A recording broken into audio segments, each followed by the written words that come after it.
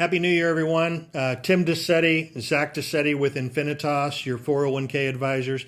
Wanted to give you a brief update on some of the legislation that occurred over the holiday break in 2022.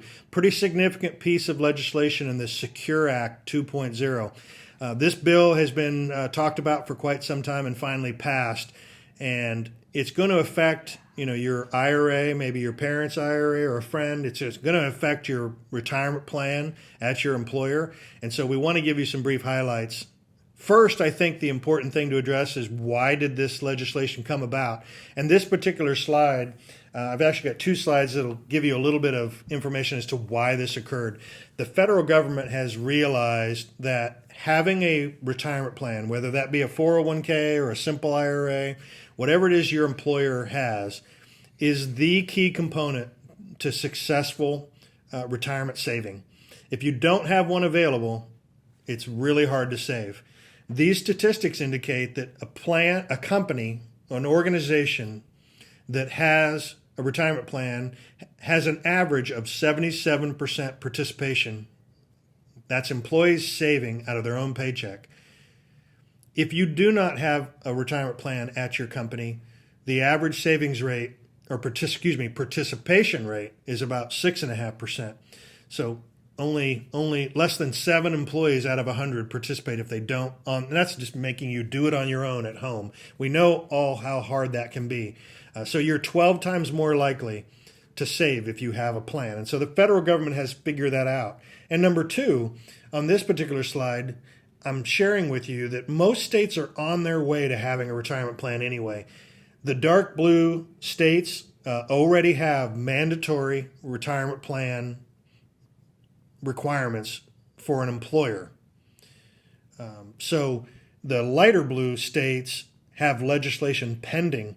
And so you can see that the vast majority of America either has a mandatory retirement plan or is on their way to getting it. And so this Secure Act 2.0 will address some of those things about setting up a retirement plan. There's actually quite a few provisions. So Zach and I are going to go back and forth here a little bit and tell you about some of those. Zach, why don't you start off with the required minimum distributions? That's going to affect, at some point, that's going to affect everybody. Mm-hmm. Yeah, it probably doesn't affect necessarily you saving in your plan right now, but a parent or a grandparent, something like that is probably, if they've been in retirement, looking at their age and when they have to start taking money out of some of those pre-tax sources. And starting in 2023, the age to require you to take money out is moved back to 73. Last year it used to be 72, and before Secure Act 1.0, it was 71. Yeah, 70 and a half. Yeah, right? really, 70 and a half. And then in 10 years down the road, you can see 2033, they're actually going to move that back to 75. So this is actually one piece of where the federal revenue is being reduced in this bill. Later in some of these other slides, these other provisions will show you how that revenue is recuperated a little bit earlier as well, as far as what the government is receiving in tax dollars.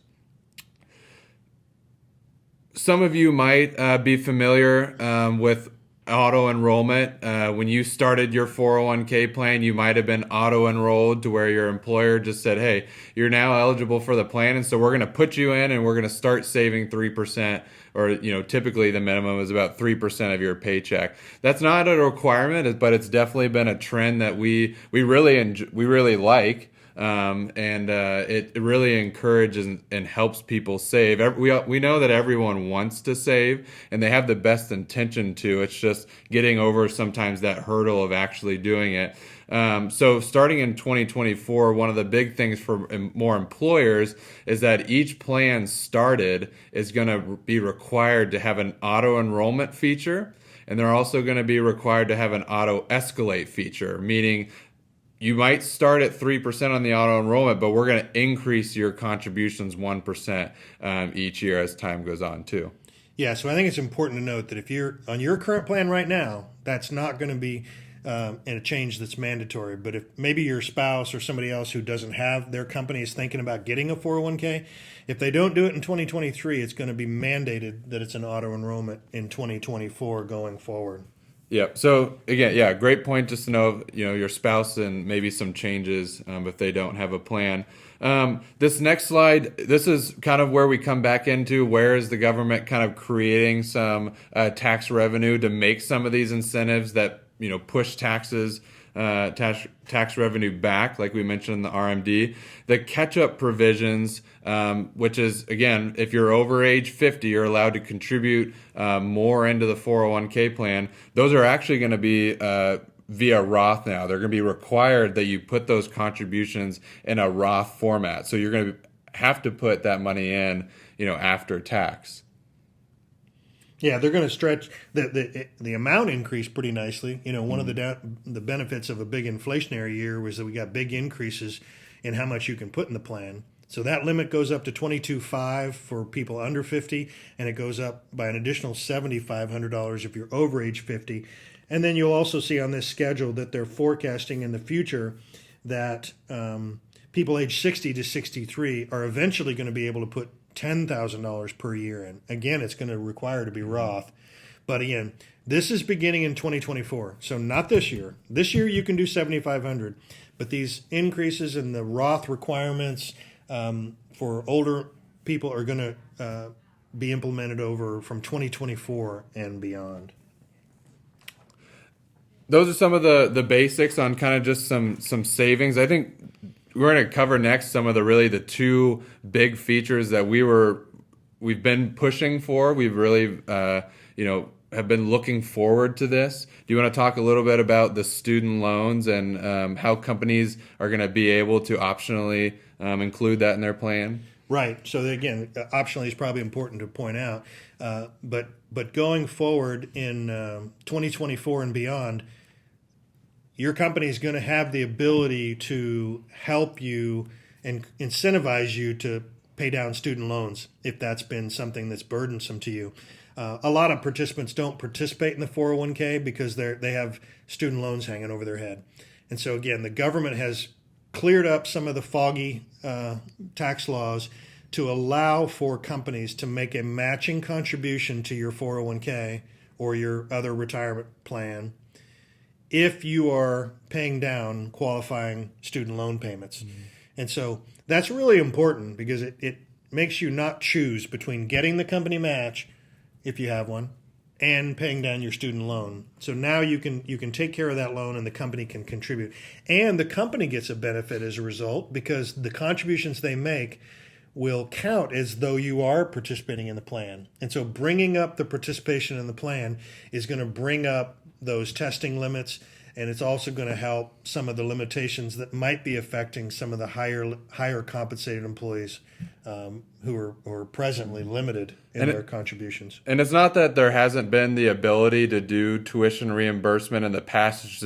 It's just been very complicated. Yeah. As we've mentioned in a couple of these slides, some of these changes are coming in 2024. It's just going to take some time for the record keepers to get their technology and systems up to date. But I think the other really important feature and a thing that keeps a lot of participants from contributing to the 401k again is the emergency savings that's going to be added. So they're actually adding one benefit and then they're adding an exception to a rule. The added benefit is that you're going to be able to have kind of a side pot of money that's going to be contributed via Roth, and you're going to be able to contribute up to $2,500 into that bucket. You're going to be allowed to take 4 withdrawals out of that bucket per year. So again, that's going to be a Roth contribution after tax, and you're going to be able to access that during the year. Yeah, it's going to be right there inside your 401k. That first $2,500, so to speak, is going to be really accessible. Yeah.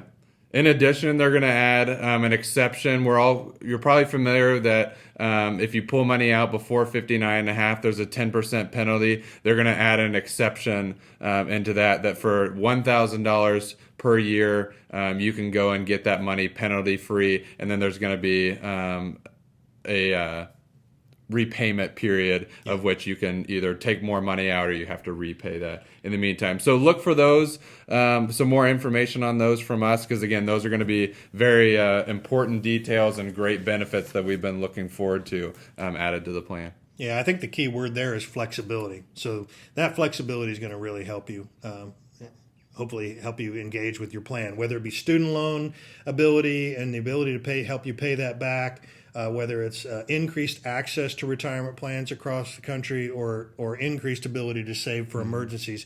All of these things I think are going to be helpful and interesting topics over the 2023 tax year.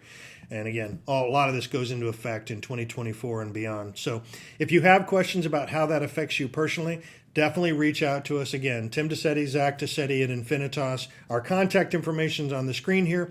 So if we can help you in any way, please reach out to us. And happy 2023.